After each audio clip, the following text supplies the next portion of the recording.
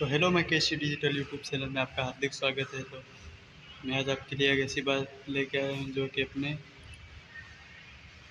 राजा रफ्तार और जो अपने विपुल भाई गरासिया जो फंदा वाला गागरो जो उनका सॉन्ग रिकॉर्डिंग हुआ था जो अपने राजा रफ्तार के वहाँ पे, तो उन्होंने उनको कहीं बोला है। तो इस प्रकार जो अपने विपुल भाई गरासिया ने स्टोरी रखी थी और एक वीडियो बना के डाला है, उसके माध्यम से मैं आपको बता रहा हूँ। और जो बोला है वो वीडियो भी है मेरे पास, वो लास्ट में आपको बताऊंगा। तो उनको बोला गया है कि जो पहले हमारे स्टूडियो में, जौहर स्टूडियो में सॉन्ग रिकॉर्डिंग कर करके आप लोग सुपरस्टार बन गए हो और फेमस हो गए हो, मार्केट में बहुत चले गए हो। तो आजकल हमारे स्टूडियो में सॉन्ग रिकॉर्डिंग करने नहीं आते और हमारे चैनल पे सॉन्ग डालने नहीं आते। इससे करके राजा अवतार ने वीडियो डाला था, उसके माध्यम से विपुल गरासिया ने सब कुछ बताया था। वो आपको मैं लास्ट में वीडियो बताऊंगा और वीडियो के साथ बने रहे तो लास्ट में वीडियो बनाऊंगा जो बताऊंगा आपको, उसको सुन के आप कमेंट करके ज़रूर बताना कि ऐसा करना चाहिए कि नहीं करना चाहिए जो कलाकारों के साथ।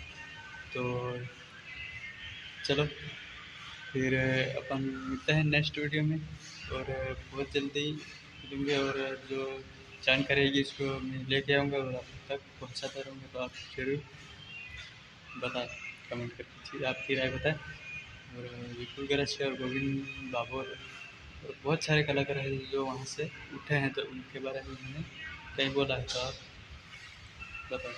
जय जय जय।